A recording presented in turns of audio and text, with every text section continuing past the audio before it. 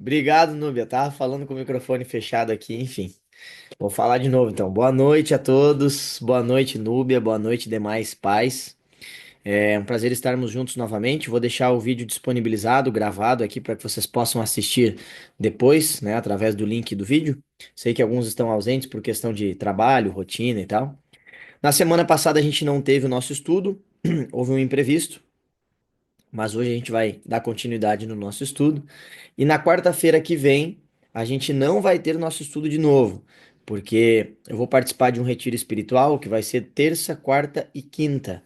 A gente vai estar no interior, lá em Tibagi, e no lugar onde a gente está não tem internet, a programação vai ser no meio do mato, assim, um negócio meio rústico. Então, por conta disso, na quarta que vem a gente não tem o nosso estudo, mas na outra quarta a gente continua, tá bom? Eu vou fazer a nossa oração para a gente começar o nosso estudo. E, Núbia, tem algum pedido, algum agradecimento para a gente poder fazer a nossa oração inicial?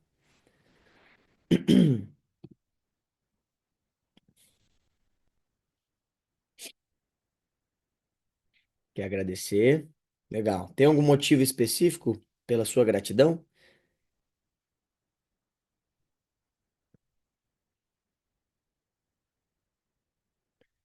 Pelo cuidado de Deus com a minha família. Legal.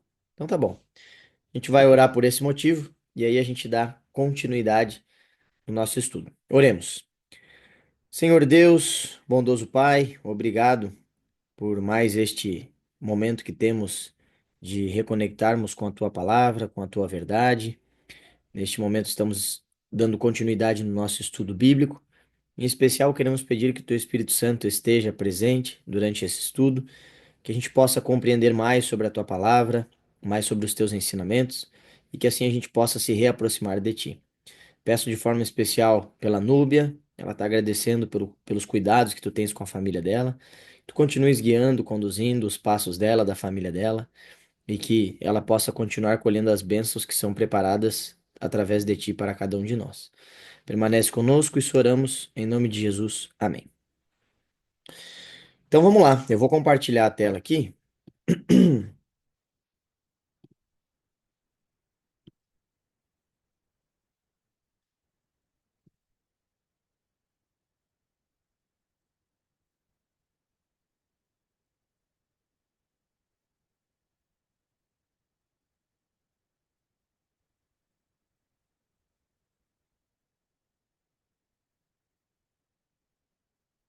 Acho que agora foi.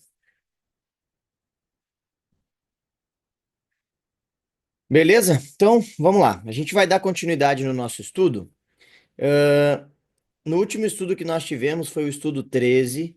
A gente conversou um pouquinho sobre o juízo, esse assunto que é um assunto muito interessante da gente estudar na Bíblia, né? Porque ele traz para nós um pouco mais sobre como funcionava o processo do juízo no Antigo Testamento através do santuário, e aí a gente pode entender também através de como funcionava a tradição judaica no santuário, a gente consegue entender o juízo investigativo de Deus no céu. E aí agora a gente vai para o estudo 14 que fala aqui sobre as leis na Bíblia, tá? Então tem o nosso texto introdutório aqui que a gente costuma ler. Eu vou ler o texto aqui para nós, que diz o seguinte: Sábio, justo e amoroso como é, Deus estabeleceu leis para regulamentar a saúde dos relacionamentos de seus filhos e sua conduta diante dele. As leis não existem para tolher a liberdade saudável, mas para ampliar seu significado e aclarar o seu sentido. À nação israelita foram dadas diversas leis, algumas das quais se cumpriram em Cristo e perderam seu valor para os dias de hoje. Para todos os que pretendem se tornar cidadãos da pátria celestial, também foi estabelecida a lei da liberdade. A Bíblia descreve essas leis.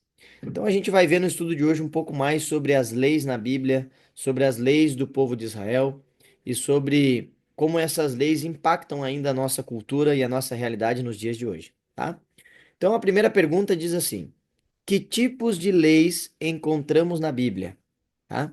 Então, o primeiro texto, a primeira lei que aparece aí, está em Êxodo capítulo 21 e Êxodo capítulo 22. Nesse capítulo do Êxodo 21 e 22, a gente encontra ali leis civis e leis de proteção para reger a nação de Israel. De Levíticos capítulo 1 ao Levíticos capítulo 4, a gente encontra ali as leis cerimoniais, envolvendo sacrifícios e ofertas de animais específicas para o santuário.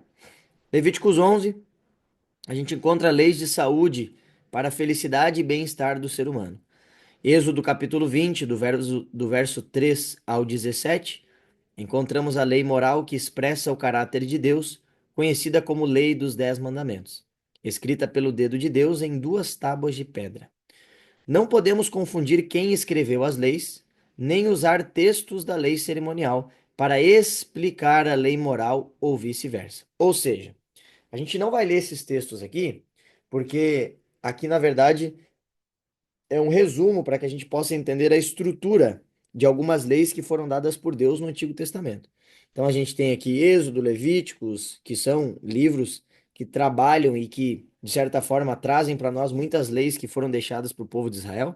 E a gente vê então aqui os segmentos, o primeiro sobre as leis civis, as leis de proteção. Então é importante a gente destacar também o seguinte: quem está recebendo essas leis é o povo de Israel.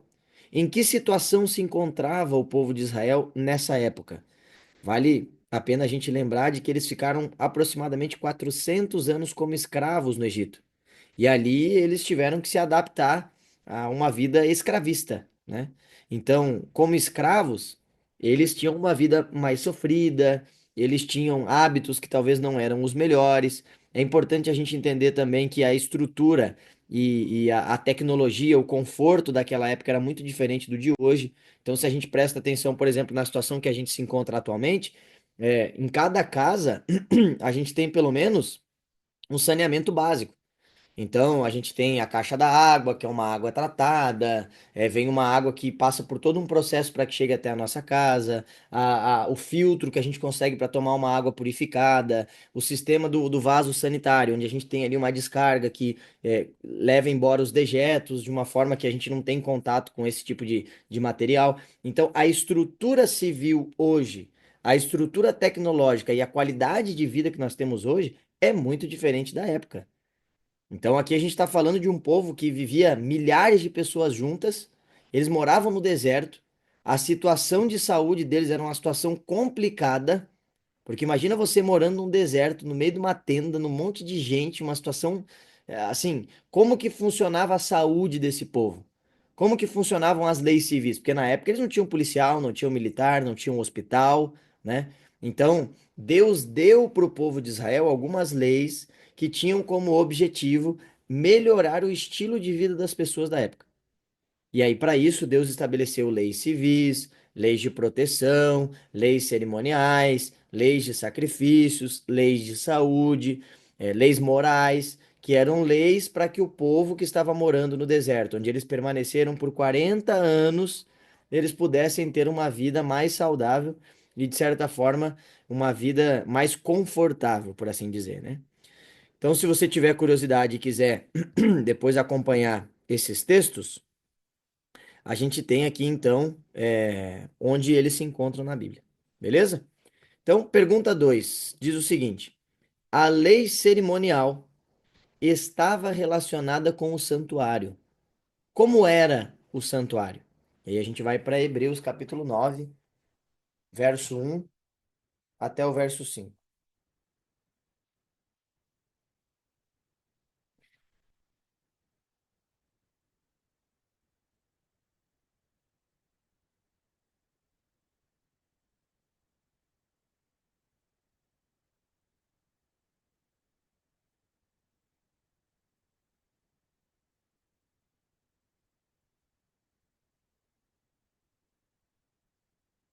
Hebreus capítulo 9,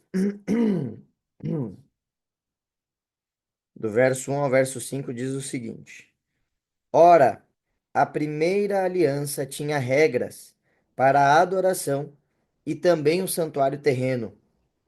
Foi levantado um tabernáculo na parte da frente, chamada de lugar santo.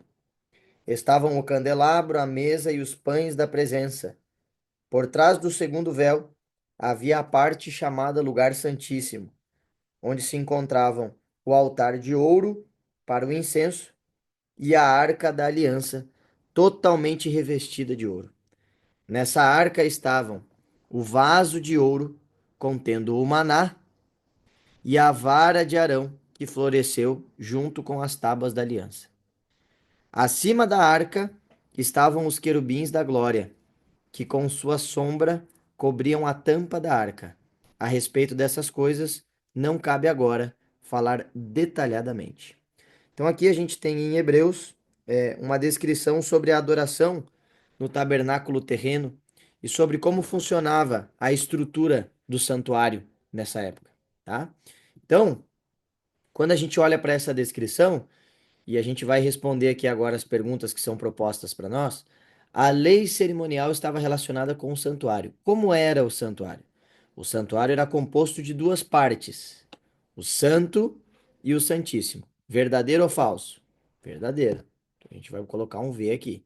Lembrando que na parte da tenda, ali eles tinham o santo e o santíssimo. A parte do santo ficava o candelabro, as mesas com os pães da proposição ou propiciação, né? Com o candelabro. E aí você tinha a parte do Santíssimo, onde ficava ali o altar de incenso e também as tábuas dos mandamentos que ficavam dentro da Arca da Aliança. Beleza? Então, o pátio era um lugar reservado para o povo. O pátio o povo podia frequentar. O que eles não podiam frequentar era a tenda, né? Isso não aparece aqui no texto para nós, mas a gente entende através de outros textos bíblicos. O ritual do santuário era regido pela lei cerimonial. E aí, de acordo com o texto, né? Aqui, na verdade, o texto ele não traz para nós exatamente sobre as leis cerimoniais, ele traz mais um conceito para a gente entender com relação a como funcionava a estrutura do santuário em si, né? Então, o ritual do santuário, ele era. Peraí que eu acabei fechando aqui. Ele era regido pela lei cerimonial. Não aparece no texto, mas está aí para nós, né? Terceira pergunta. Com a morte de Cristo, o que ocorreria com a lei cerimonial, com relação às cerimônias que eram feitas na época? E aí a gente tem aqui três textos: Daniel capítulo 9, verso 27, Efésios e Colossenses. Então nós vamos ler Daniel 9, verso 27, para ver o que nos diz com relação a esse assunto. Daniel capítulo 9, verso 27, diz assim: Com muitos ele fará uma aliança que durará uma semana. No meio da semana, ele dará fim ao sacrifício e à oferta. E numa ala do templo será colocado o sacrilégio terrível até que chegue sobre ele o fim que lhe será decretado. Bom, aqui, Daniel capítulo 9. Bem-vinda, Vanessa, aí, acabei de ver aqui que tu entrou. Estamos estudando aqui o estudo 14, falando um pouco sobre as leis na Bíblia. Então, é interessante a gente ver aqui, queridos, que esse texto de Daniel, capítulo 9, verso 27, ele está inserido dentro de uma profecia, que é chamada na Bíblia da profecia das 70 semanas.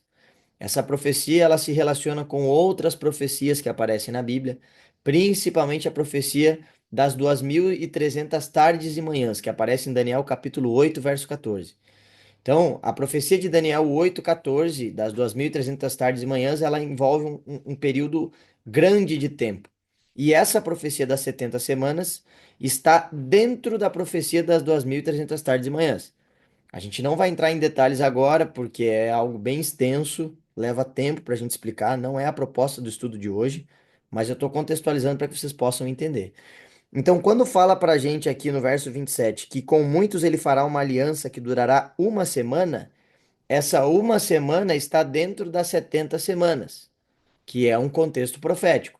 E aqui está falando especificamente de Jesus, tá? Então, aparece para nós ali de que com a vinda de Cristo, né? No meio da semana ele dará fim ao sacrifício e à oferta. Ou seja, está profetizado por Deus que foi passado para Daniel no Antigo Testamento, na época onde ainda eram feitos sacrifícios. Na época de Daniel, ainda tinha-se o hábito de fazer sacrifícios a Deus no templo. E aí Deus dá então para Daniel essa visão, dizendo que no meio da semana, que seria a semana referente à vinda de Cristo, e que no meio desse processo Jesus ele daria então fim ao sacrifício, né? E também a oferta, né? Por assim dito, que são as leis cerimoniais, tá? Então, os outros textos vão dar força para esse texto. Se você quiser, você pode ler depois em casa, eu vou disponibilizar para vocês. E aí a pergunta 3 diz assim: com a morte de Cristo, o que ocorreria com a lei cerimonial? Continuaria em vigor? Verdadeiro ou falso? Falso, porque essa lei cerimonial, e aqui é importante a gente destacar também, eu não sei se mais para frente vai trazer com mais detalhes, mas é importante a gente destacar o motivo pelo qual era feito o sacrifício no santuário, no Antigo Testamento, né? O sacrifício no santuário ele era feito porque ele apontava para a vinda do Messias. Para a gente entender um pouquinho mais do sacrifício que era feito no santuário, a gente precisa lembrar o que aconteceu lá na criação, na origem do pecado. Então, quando a gente vai para a criação, quando a gente vai para o Éden, a gente vê o casal de Adão e Eva, que eles tinham ali uma vida perfeita e eterna pela frente, quando eles comem da árvore do conhecimento do bem e do mal, Deus havia deixado claro para eles que no dia que eles comessem da árvore do conhecimento do bem e do mal, eles morreriam. No dia. Só que o que acontece é que, na verdade, naquele dia eles não morrem. Mas houve sim morte naquele dia. Se você vai para o texto bíblico, você vai ver que Deus fez vestimentas de peles para Adão e Eva. Ou seja, naquele dia, quem foi morto foi um cordeiro, que não tinha nada a ver com a história. Então aquele cordeirinho morre no lugar de Adão e Eva que deveriam ter morrido. Então, a partir desse momento, a gente entende o significado por trás do sacrifício que era feito no santuário.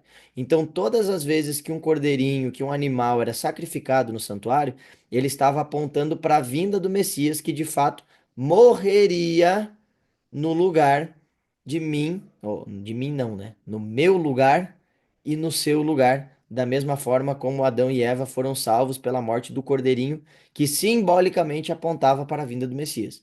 Então, entendendo esse contexto por trás, se o santuário e o sacrifício do Antigo Testamento apontava para a vinda do Messias, quando esse Messias de fato veio, não era mais necessário o sacrifício de cordeiros, né? E de outros animais que ali eram sacrificados no santuário. Então, dito isso, com a morte de Cristo, o que ocorreria com a lei cerimonial?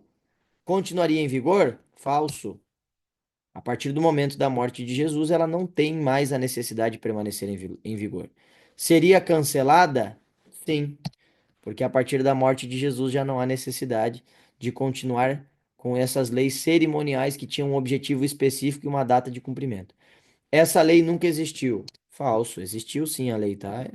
Escrito para nós ali e declarado nos textos bíblicos que a gente leu um pouquinho antes, né? Pergunta 4. A Bíblia nos ensina claramente que a lei cerimonial foi abolida na cruz. Mas o que dizer da lei dos 10 mandamentos, né? E aqui entra um ponto interessante para a gente pensar, porque, beleza, a gente acabou de ver aqui na pergunta 1 vários textos que trazem para nós vários tipos de leis diferentes. Então, a gente tem aqui leis civis, leis de proteção, leis cerimoniais, leis de saúde, lei moral. E a pergunta é a seguinte: como que eu sei qual é o tipo de lei que foi abolido e qual é o tipo de lei que não foi abolido? Eu tenho que ir para a Bíblia, né? E através da Bíblia ela vai trazer para mim uma luz para que eu possa entender um pouco melhor sobre esse conceito. Então, a gente acabou de ver aqui em Daniel capítulo 9, 27, tem outros textos que nos ajudam a entender melhor que a partir do momento da morte de Jesus, a lei cerimonial não tem mais necessidade, tá? E o que a gente pode falar com relação aos 10 mandamentos? Porque quando a gente fala dos 10 mandamentos, deixa eu só pegar a água aqui que minha garganta está coçando. Então, quando a gente fala dos 10 mandamentos, tem algumas pessoas que dizem por aí, que pregam, que alegam que os 10 mandamentos eles fazem parte de uma velha aliança, né? E que essa velha aliança foi abolida na cruz. E de fato, quando Jesus morre na cruz, algumas leis foram abolidas. Quais delas? Um exemplo é essa que a gente acabou de ler. Como que eu sei que a lei cerimonial foi abolida? Porque está no texto bíblico. A gente acabou de ler em Daniel 9, 27. Com muitos ele fará uma aliança que durará uma semana. No meio da semana ele dará fim ao sacrifício e à oferta. Porque tem um contexto lógico por trás. E aí entra um ponto também para a gente entender. Deus faz as coisas de forma clara. Deus faz as coisas de forma lógica. Então tem que ter um sentido por trás, tem que ter uma lógica por trás. Qual era o princípio do sacrifício? Apontar para a vinda do Messias. Quando o Messias vem e morre, ele cumpriu o seu objetivo. Pronto, tá? Quando a gente fala dos 10 mandamentos, o que a Bíblia fala com relação aos 10 mandamentos? E a gente vai para Mateus capítulo 5, verso 17, que tem as próprias palavras de Jesus. Aqui são palavras de Jesus no Sermão do Monte, né? Ou nas bem-aventuranças, que começa ali e dá sequência no Sermão do Monte. Então, a gente vai agora ali para Mateus capítulo 5, verso 17.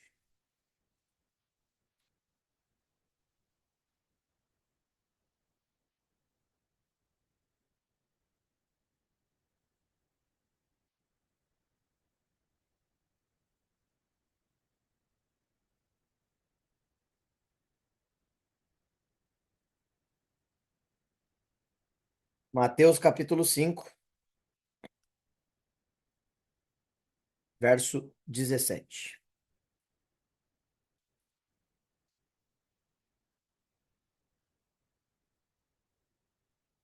Então vamos lá. Queridos, é importante, antes da gente ler propriamente o verso que está sugerido pelo estudo, a gente entender o que está acontecendo aqui, tá? Eu gosto de contextualizar para não deixar nada meio fora, assim, de contexto, que esse é um problema que às vezes a gente enfrenta, né? Pessoas que pegam um verso bíblico, um contexto isolado e começam a fazer teologia a partir dali. Então, o que está acontecendo aqui, tá? Se você já assistiu aquele seriado que está muito conhecido, The Chosen, que conta um pouco da história de Jesus, ele explica um pouco de grandes momentos, grandes episódios que estão relatados na Bíblia. Inclusive, tem um momento ali do seriado, eu não assisti tudo ainda, assisti uma parte, mas depois acabei não continuando. Eu tenho um pouco de dificuldade de assistir série, essas coisas, enfim. Mas pretendo voltar para assistir tudo porque eu gostei bastante, achei bem legal, sabe? Mas tem um momento ali da série, inclusive, que eles retratam quando Jesus ele se coloca em cima do Monte das Oliveiras e ali ele prega para várias pessoas, que é um sermão. Você vê todo o preparo, na verdade, né? Ali eles fazem um negócio interessante, porque na Bíblia a gente só tem aqui o sermão pronto. Ela não narra pra gente os preparos que foram feitos, mas de fato foi um sermão muito impactante. E ali a gente consegue ver as preparações. Jesus ele se prepara para o sermão, ele conta um pouco do seu sermão para Mateus. Aí Mateus vai ouvindo Jesus, vai ajudando, fala assim: ó, eu acho que tinha que ser assim, acho que tinha que ser assado. Aí ele anota um pouco. E aí chega o momento que de fato Jesus fala e até aparecem os discípulos replicando o que Jesus está falando. Isso é um ponto que eu também achei interessante, né?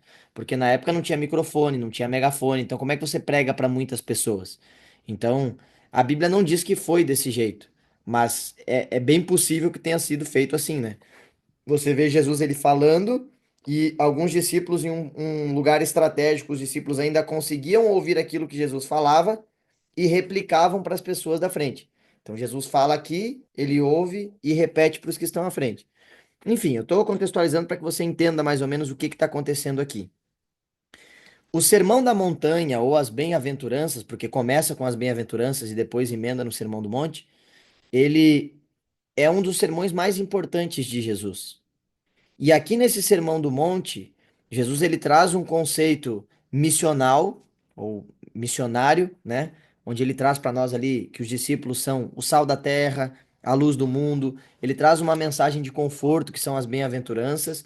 E um pouco mais para frente ele começa a fazer o quê? Se você olha ali do verso 21 em diante do capítulo 5, Jesus ele começa a destrinchar as leis dos 10 mandamentos, tá? Então, o que acontece? O povo judeu havia recebido os 10 mandamentos no Antigo Testamento, eles foram educados desde novos a seguirem os 10 mandamentos, e quando chega Jesus, Jesus ele vai falar sobre esses 10 mandamentos e ele vai trazer novos significados sobre estes mandamentos. Só que os significados que Jesus traz não são significados enfraquecendo os 10 mandamentos. Pelo contrário, são significados que ampliam e fazem com que a gente entenda com mais clareza o que os 10 mandamentos queriam dizer para nós. E vale a gente lembrar também que quem entregou as tábuas dos 10 mandamentos a Moisés foi o próprio Jesus. Foi ele, antes de ser encarnado, né? Porque Moisés veio muito antes de Jesus nascer. mas foi a segunda pessoa da divindade que entregou as tábuas dos 10 mandamentos a Moisés. Então, quando a gente fala de Trindade, tem o Pai, o Filho e o Espírito Santo. Quem sempre entrou em contato com a humanidade foi o Filho. E esse Filho é quem encarna e nós o conhecemos como Jesus. Então, quem escreveu e entregou as tábuas dos 10 mandamentos foi o Filho. E esse mesmo Filho é quem encarna na pessoa de Jesus e agora fala, dizendo: Eu entreguei essas tábuas para vocês. E eu estou aqui para ressignificar o que eu quis dizer lá. Entende?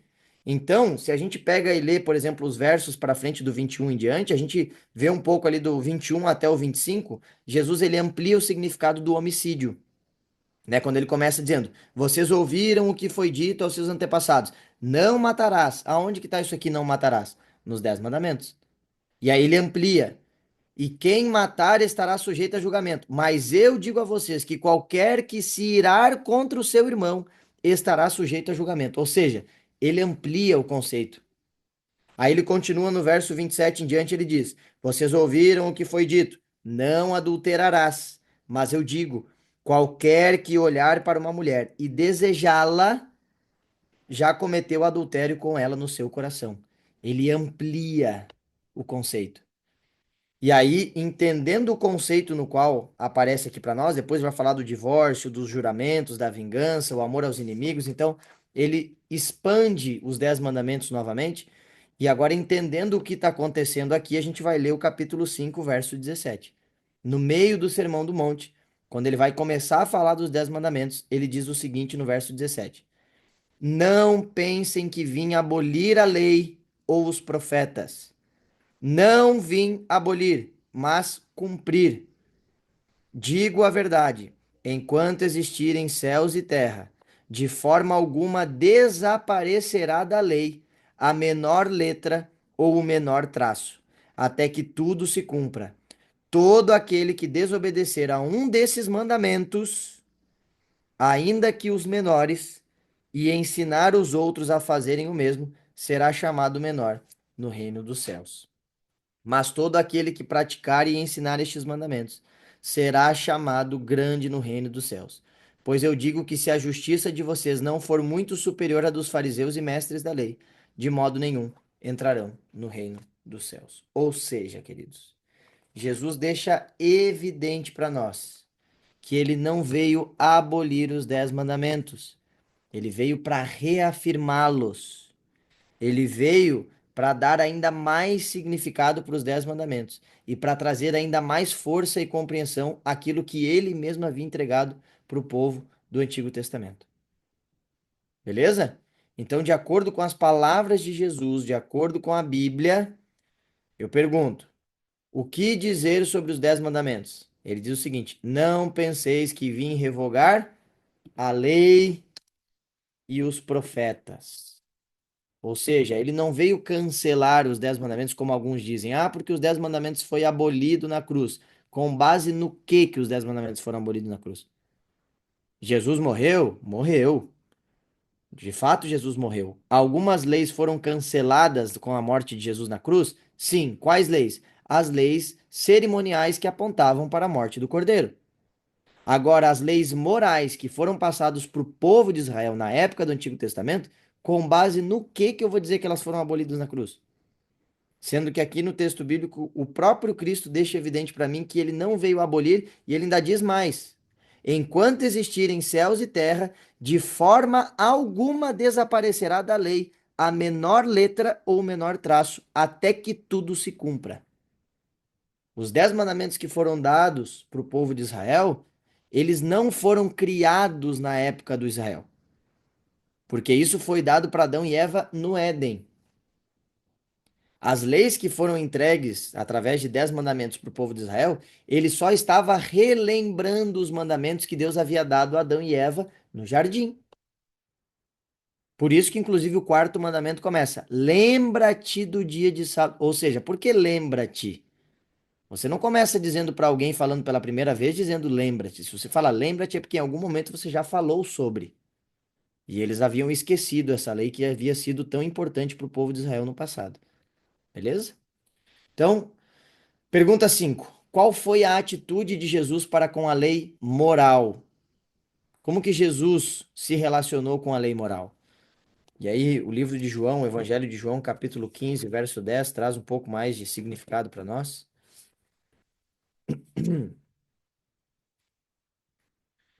Diz o seguinte aqui, capítulo 15, verso 10 do Evangelho de João: Se vocês obedecerem aos meus mandamentos, permanecerão no meu amor, assim como tenho obedecido aos mandamentos de meu Pai, e em seu amor permaneço. Tenho dito estas palavras para que a minha alegria esteja em vocês e a alegria de vocês esteja completo. O meu mandamento é este: amem-se uns aos outros como eu os amei.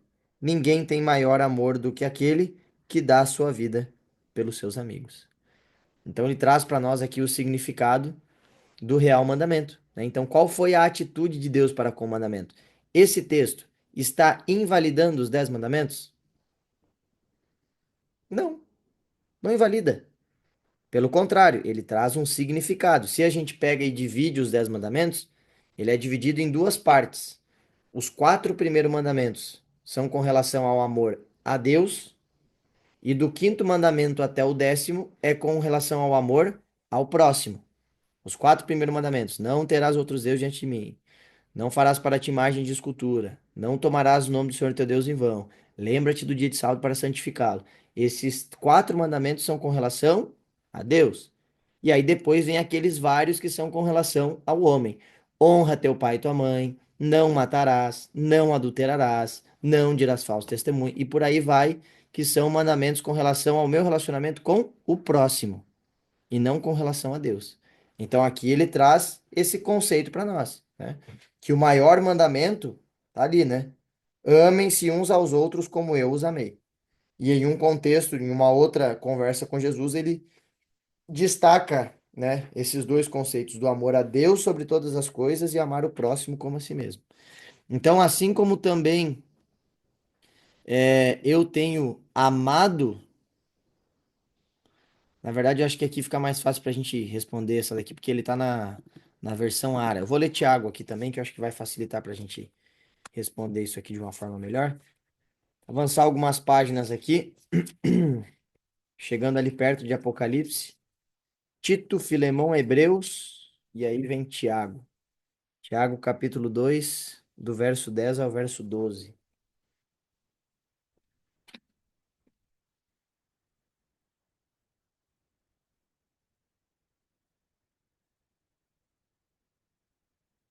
Tito, Filemão, Hebreus, Tiago. Então, vamos lá. Diz assim. Tiago capítulo 2 verso 10 e 11 diz assim para nós: Pois quem obedece a toda a lei, mas tropeça em apenas um ponto, torna-se culpado de quebrá-la inteiramente. Pois aquele que disse não adulterarás também disse: não matarás. Se você não comete adultério, mas comete assassinato, torna-se transgressor da lei. Então ele traz para nós um conceito ampliado sobre obedecer a todos os mandamentos. E ele continua no verso 12 dizendo: Falem e hajam como quem vai ser julgado pela lei da liberdade, porque será exercido juízo sem misericórdia sobre quem não for misericordioso. A misericórdia triunfa sobre o juízo. Interessante isso aqui, né? Então ele deixa evidente para nós que dos 10 mandamentos nós devemos obedecer todos os 10 mandamentos. Se a gente falhar em um deles, é como se estivéssemos quebrando todos os outros. Isso sou eu que estou dizendo? Tá aqui, ó. Tiago, capítulo 3, verso 10. Pois quem obedece a toda a lei, mas tropeça em apenas um ponto, torna-se culpado de quebrá-la inteiramente, tá? Então, aqui acho que de fato tem a ver com o texto de João, né? Assim como também eu tenho amado os filhos de meu pai e no seu amor permaneço. Eu acho que é alguma coisa assim. A lógica, pelo menos, é essa, tá? Pergunta 6: A fé em Cristo anula nossa obrigação de seguir os 10 mandamentos? Porque aí tem um outro diálogo que muitas vezes surge dentro do meio teológico, né? Ah, eu aceitei Jesus, eu amo Jesus, então agora eu posso viver minha vida como eu quiser, posso fazer as coisas que eu gosto, não preciso mais me prender à lei, porque a lei ficou apenas no Antigo Testamento para o povo de Israel. Saiu de onde essa ideia? É o que eu costumo dizer. É importante a gente pensar, pessoal. Não acreditem no que eu estou falando, porque eu também sou um ser humano pecador como vocês. A gente tem que ir para o texto bíblico. O que que o texto bíblico nos diz? Por isso que nós estamos aqui estudando a Bíblia. Eu não estou aqui lendo um versinho e falando um monte de coisa da minha barriga, tirando aqui para fora, inventando coisa. Não. Eu boto o texto ali e a gente lê aqui. Boto o texto ali e a gente lê aqui. Então, muitas vezes a gente pega aí em algumas igrejas, em alguns lugares, alguns pastores, algumas pessoas, ah, porque Jesus te ama, te aceitou, morreu por você, perdoou seus pecados, tudo isso está certo.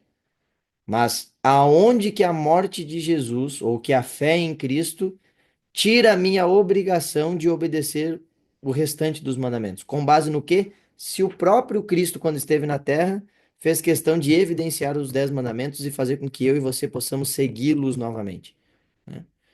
Então, pergunta 6 ali em Romanos capítulo 3 verso 31 traz um pouco para nós uma resposta sobre essa pergunta. Romanos capítulo 3 verso 31.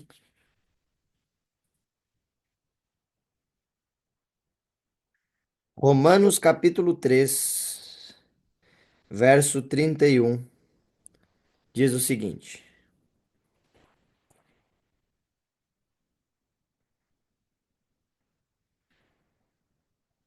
eu vou ler na verdade do verso 28 em diante, que fica melhor para a gente entender o contexto, tá? Então, só para vocês entenderem, desde o verso 21 em diante, aqui Paulo vai falar sobre a justificação por meio da fé. Então, o assunto que está sendo abordado aqui é a justificação pela fé. Ele começa falando no verso 21, mas a gente vai ali do 28 em diante. Pois sustentamos que o homem é justificado pela fé, independentemente da obediência à lei. Deus é Deus apenas dos judeus? Ele não é também o Deus dos gentios? Sim, dos gentios também. Visto que existe um só Deus, que pela fé justificará os circuncisos e os incircuncisos.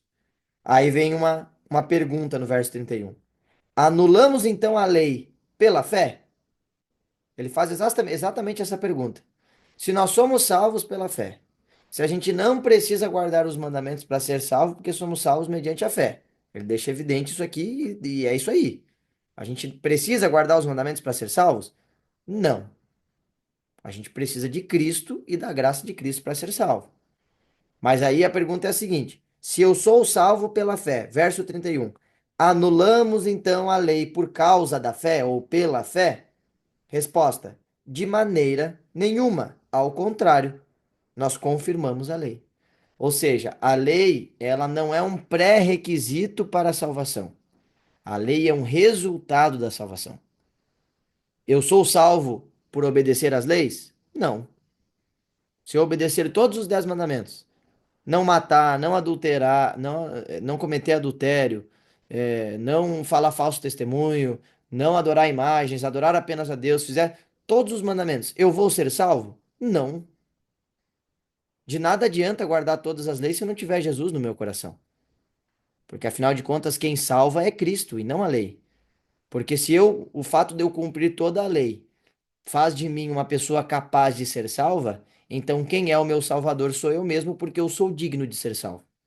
Eu mereço ser salvo porque eu guardei toda a lei. Então o mérito está em mim. Agora, quando eu entendo que a salvação, na verdade, ela vem de graça, por algo que Cristo fez por mim, ao morrer na cruz, pagando os meus pecados, aí a salvação já não está em mim, está nele, porque o mérito é todo dele. Só que quando ele me salva na cruz, quando ele morre pelos meus pecados e me dá uma segunda chance, através da lei eu tenho a oportunidade de agradecer a Deus por esse presente que ele me deu, que foi a salvação. Então, a obediência à lei é como se fosse uma forma de eu retribuir o amor a Deus, Dizer assim, Deus, você foi tão bondoso comigo, morrendo por mim, me dando a salvação, que eu quero te agradecer sendo fiel aos teus ensinamentos. É uma forma de gratidão. E olha que interessante, os mandamentos de Deus são para nos deixar melhor ainda, um estilo de vida muito melhor, um hábito de vida muito melhor e colher bênçãos ainda nessa terra. Até o presente que eu posso dar a Deus como forma de agradecimento pela minha salvação é algo que vai fazer bem para mim. Viu só que legal? Então a fé em Cristo anula a nossa obrigação de seguir os mandamentos de Deus? Não, de forma alguma. O que Jesus espera de seus seguidores? E aí a gente vai para 1 João 2, verso 6. Um pouquinho antes de Apocalipse.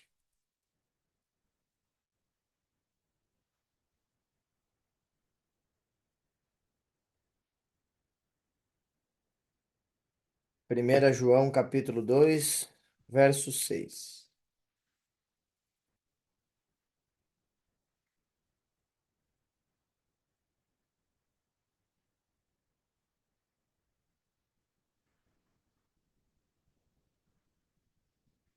'Então diz assim, se a gente pega ali 1 João, o capítulo 2, a gente vai, a partir ali do verso 1 em diante, meus filhinhos, escreva a vocês estas coisas para que vocês não pequem. Se, porém, alguém pecar, temos um intercessor junto ao Pai, Jesus Cristo justo. Então tá falando de Jesus aqui, né? Começa falando de Jesus, e aí vem o verso 3, que diz o seguinte: sabemos que o conhecemos, se obedecemos aos seus mandamentos. Aquele que diz eu o conheço, mas não obedece aos seus mandamentos, é mentiroso e a verdade não está nele. Mas se alguém obedece à sua palavra, nele verdadeiramente o amor de Deus está aperfeiçoado. Desta forma, sabemos que estamos nele. Aí vem o verso 6. Aquele que afirma que permanece nele deve andar como ele andou. Deixa evidente para nós, inclusive o verso 4 ele é bem forte, né? Aquele que diz eu o conheço, mas não obedece aos seus mandamentos, é mentiroso e a verdade não está nele. Outros textos bíblicos vão deixar evidente para nós, né? Pelos seus frutos os conhecereis. Então, se alguém alega, porque eu amo Jesus, Jesus é tudo para mim, ele entrou na minha vida, ele mudou o meu coração, eu quero viver só para Jesus, mas simplesmente não segue os mandamentos de Deus, não se detém a guardar os 10 mandamentos, todos os 10 mandamentos, até porque o texto deixa evidente para nós, a gente lê um pouco ali para cima que não adianta guardar 9 e não guardar um. Se eu deixar de guardar um dos mandamentos de Deus, eu estou descumprindo toda a lei. E se eu descumpro a lei de Deus e digo que amo a Deus sem guardar os mandamentos, eu sou um mentiroso. E eu estou, na verdade, fazendo um escárnio da cruz de Cristo, né? É, aquele que afirma que permanece nele deve andar como ele andou. Eu não sei o que que vai aqui. A suma é. Vamos ver se. Ah, tá. Vamos ver ali o capítulo 5 verso 2 de 1 João. Ver se de repente ajuda a gente a entender um pouquinho melhor. 1 João capítulo 5 verso 2 diz o seguinte: assim sabemos que amamos os filhos de Deus, amando a Deus e obedecendo aos seus mandamentos. Porque nisso consiste o amor a Deus, em obedecer aos seus mandamentos. E os seus mandamentos não são pesados.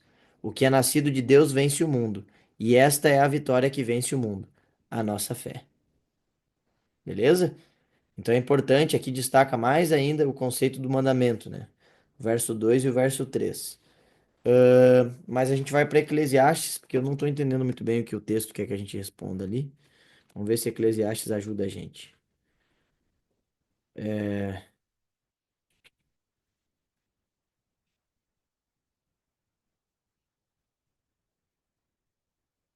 Eclesiastes capítulo 12, verso 13. Diz assim, ó: agora que já se ouviu tudo, aqui está a conclusão. Tema a Deus e obedeça aos seus mandamentos, porque isso é o essencial para o homem. Pois Deus trará a julgamento tudo o que foi feito, inclusive tudo o que está escondido, seja bom, seja mal. A suma é: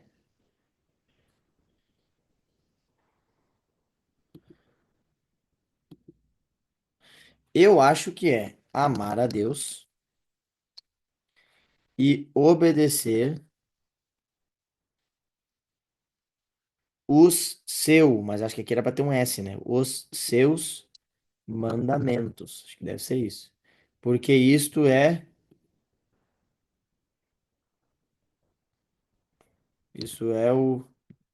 o resultado. Não, não sei. Vou ficar inventando aqui. Amar a Deus e obedecer os seus mandamentos, porque isto é de todo. Quando amamos a Deus, guardamos os seus mandamentos, que não são pesados. Não sei o que que vai aqui, porque isto é o que Deus pede de nós, né? É o que Deus pede, pode ser? Porque isto é o que Deus pede de todo mundo. Deve ser isso. Se não for, a lógica tá aqui, é isso que importa. O importante é que a gente entenda o conceito. Então, o que Jesus espera dos seus seguidores? Amar a Deus e obedecer os seus mandamentos, porque isto é o que Deus pede de todo mundo, ou de todo o coração, né? Quando amamos a Deus, guardamos os seus mandamentos, que não são pesados. Última pergunta diz assim: quais são os benefícios da obediência aos mandamentos de Deus? Então a gente vai para Salmos, capítulo 19.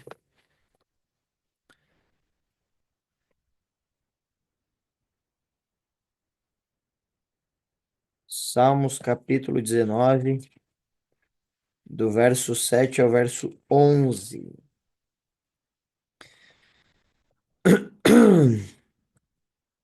Salmos 19, do 7 ao 11 diz assim: a lei do Senhor é perfeita e revigora a alma. Os testemunhos do Senhor são dignos de confiança e tornam sábios os inexperientes. Os preceitos do Senhor são justos e dão alegria ao coração.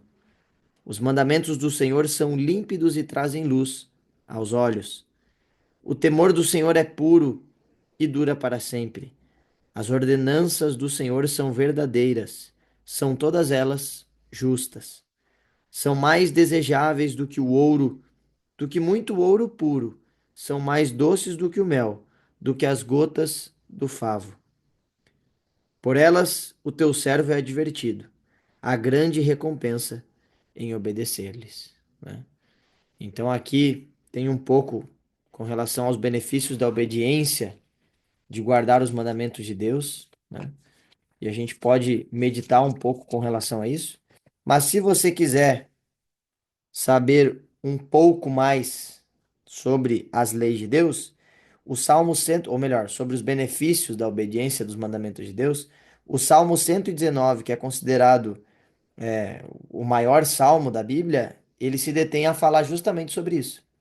O maior salmo da Bíblia fala sobre os benefícios de guardar os mandamentos de Deus.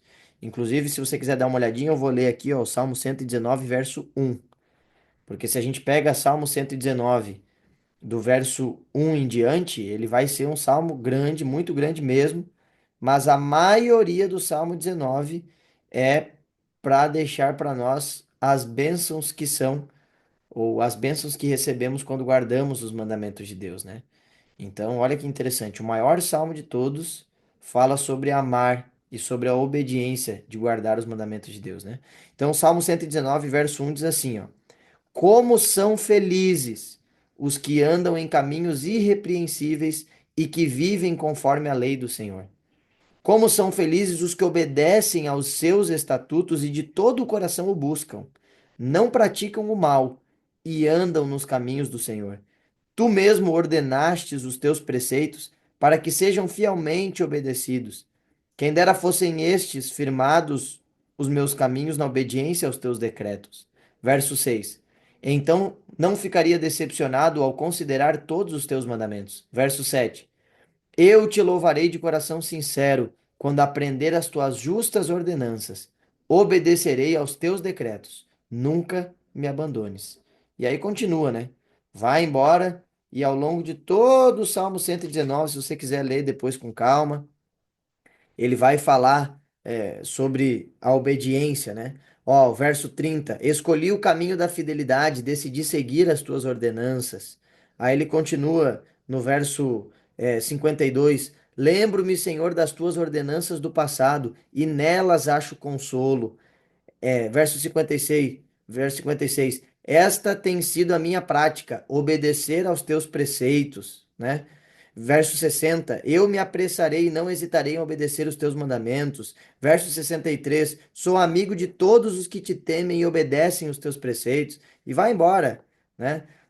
Verso 77, alcance-me a tua misericórdia para que eu tenha vida, porque a tua lei é o meu prazer. Verso 90, a tua fidelidade é constante por todas as gerações, estabelecestes a terra que firme subsiste. Verso 93, jamais me esquecerei dos teus preceitos, pois é por meio deles que preservas a minha vida. E aí, verso 97, como eu amo a tua lei, medito nela o dia inteiro. 98, os teus mandamentos me tornam mais sábio que os meus inimigos, porquanto estão sempre comigo. E aí, por aí, embora vai, né? Afasta, 101, afasta os pés de todo caminho mau para obedecer a tua palavra. Não me afasto das tuas ordenanças, pois tu mesmo me ensinas, como são doces para o meu paladar as tuas palavras. E se você quiser ler o salmo inteiro, que é um dos maiores salmos, vai deixar evidente para você que de fato, obedecer às leis de Deus é algo maravilhoso, é algo lindo, é algo gostoso, é algo prazeroso. E quando a gente consegue desenvolver esse amor pela lei de Deus, aí eu posso dizer para vocês com autoridade. Quando a gente aprende a amar a lei de Deus, toda ela, de uma forma de coração espontâneo, é quando a gente realmente encontra a liberdade, sabe? Porque a gente entende, eu posso não obedecer à lei. Se eu quiser não obedecer à lei de Deus, eu posso não obedecê-la, porque eu não preciso dela para ser salvo. Eu não preciso guardar a lei de Deus para ser salvo. Eu posso rasgar a lei de Deus e não fazer absolutamente nada. Porque a salvação não vem mediante a lei, vem mediante Cristo Jesus morto e crucificado na cruz. Mas quando eu entendo esse sacrifício de Jesus, e quando eu entendo a alegria que há em guardar a lei de Deus, e quando eu decido guardar a lei de Deus, não porque eu preciso guardá-la, mas porque eu quero guardar, porque é isso que Deus espera de mim, aí eu encontro a verdadeira liberdade. Porque agora eu guardo os mandamentos de Deus porque eu quero, porque eu sei que Ele quer que porque é de fato o melhor para mim. E aí eu encontro a verdadeira liberdade que traz um significado para minha vida, quando eu entendo que tudo que é feito na minha vida e através de mim é por conta do amor de Deus, né? Então, alegria, restauração e grande conforto, grande paz, grande prosperidade, né? Grande liberdade, são tantas as coisas positivas que nós temos quando aprendemos a guardar as leis de Deus. A obediência à lei de Deus não é causa, mas é resultado da salvação. Não se guarda a lei para ser salvo, mas por estar salvo em Cristo Jesus. Quem está em Cristo recebe dele poder para ser fiel e o faz por amor. E aí vem a recapitulação de hoje. Existem três tipos de leis na Bíblia, né? Na verdade, tem mais, mas vamos colocar três aqui: as leis civis, as leis cerimoniais e as leis morais. Mas tem também as leis de saúde, tem as leis de proteção, tem várias leis na Bíblia, né? Mas acho que aqui ele quer que a gente recapitula três, né? Essas leis foram escritas por Deus. O quarto tipo é a lei. Acho que aqui ele está falando das leis de saúde. Vamos ver. Leis de saúde. Essas leis foram escritas por Moisés. O quarto tipo é a lei moral, escrita pelo dedo de Deus, em duas tábuas de pedra. A lei cerimonial vigorou até a morte de Cristo. Jesus seguia os 10 mandamentos. A fé não anula a lei, antes a confirma. A obediência é o resultado da salvação e não a necessidade. Não, peraí. A obediência é o resultado da salvação e não a obediência é o resultado da salvação e não a necessidade da salvação. Enfim, não sei o que que vai aqui, mas o conceito é que a obediência é o resultado da salvação. A obediência ela vem como resultado da salvação. E eu não preciso obedecer para ser salvo. Eu obedeço, peraí. Eu sou salvo e obedeço como resultado da salvação. Eu não preciso obedecer para ser salvo, mas a obediência é o resultado de ser salvo por Cristo Jesus na cruz. É isso. E aí tem o nosso compromisso de fé. Aceito que a lei cravada na cruz foi a lei cerimonial e não a lei moral, de acordo com o texto bíblico que a gente leu, de Daniel 9:27 e Efésios, que aparece ali para nós também, que deixa evidente que as leis cerimoniais foram abolidas na cruz porque ali Jesus cumpre a promessa e o objetivo delas, né? Creio que Jesus está me guiando para conhecer toda a verdade. Você acredita que Deus está te guiando? Jesus, através do Espírito Santo, está conduzindo a sua vida para que você possa aumentar cada vez mais o seu conhecimento bíblico, entender cada vez mais sobre o amor de Deus? Então, se você acredita que sim, vai marcar ali. E por último, tem o terceiro ponto que diz: quero a partir de hoje seguir os mandamentos de Deus. Se você entendeu que você não precisa seguir os mandamentos para ser salvo, se você entendeu que você é salvo somente mediante a graça de Cristo, somente mediante o sacrifício de Jesus na cruz, e que isso vem de graça para cada um de nós, você entendeu o conceito de salvação. Mas uma vez entendendo que você já está salvo em Cristo Jesus, mediante a graça que ele deu de presente a cada um de nós, se entendendo isso, você decide mudar os hábitos da sua vida e agora obedecer a Deus como forma de gratidão, aí você vai marcar aqui. Quero, a partir de hoje, seguir os mandamentos de Deus. Vai colocar o teu nome, a data de hoje, e aí a gente encerra por aqui. Eu vou fazer uma última oração para a gente terminar o nosso estudo, mas que Deus esteja conduzindo a nossa vida, os nossos passos, e que a gente possa a cada dia sentir o Espírito Santo agindo em nosso coração, e para que assim a gente possa melhorar a nossa vida espiritual, entendendo que a obediência à lei é um resultado da salvação e não um requisito para, né? Oremos. Senhor Deus, amado Pai, neste momento estamos encerrando mais um estudo e queremos te agradecer porque tu és um Deus de amor, de misericórdia, de oportunidades, e através da tua santa palavra podemos entender mais sobre quem tu és e entender também mais sobre quem nós somos. Te agradecemos porque através da graça, através da cruz, mediante a fé, entregas a cada um de nós a oportunidade de salvação ao contemplar a cruz e o sacrifício do nosso Senhor Jesus Cristo. Mas também pedimos, Senhor, que com o teu Santo Espírito possas tocar o nosso coração e possamos entender a seriedade, a necessidade e o prazer que há em guardar a tua lei. Que possamos ser fiéis a todos os mandamentos, todos os 10 mandamentos, que possamos de fato obedecê-los, não porque haja neles algum superpoder ou alguma necessidade, mas porque entendemos que eles refletem a alegria e o prazer de poder levantar as mãos para os céus e dar graças a Deus pelo sacrifício feito através de Jesus Cristo. Permanece conosco nessa noite, tudo isso oramos, pedindo e agradecendo em nome de Jesus. Amém. Queridos, uma boa noite a todos, um bom descanso. Como eu comentei no início, semana que vem a gente não tem o nosso estudo, porque eu vou estar participando de um retiro terça, quarta e quinta. Mas aí na outra semana a gente retorna aí com o nosso estudo para a gente dar continuidade, tá bom? Um abraço, que Deus abençoe cada um de vocês e a gente se vê logo logo.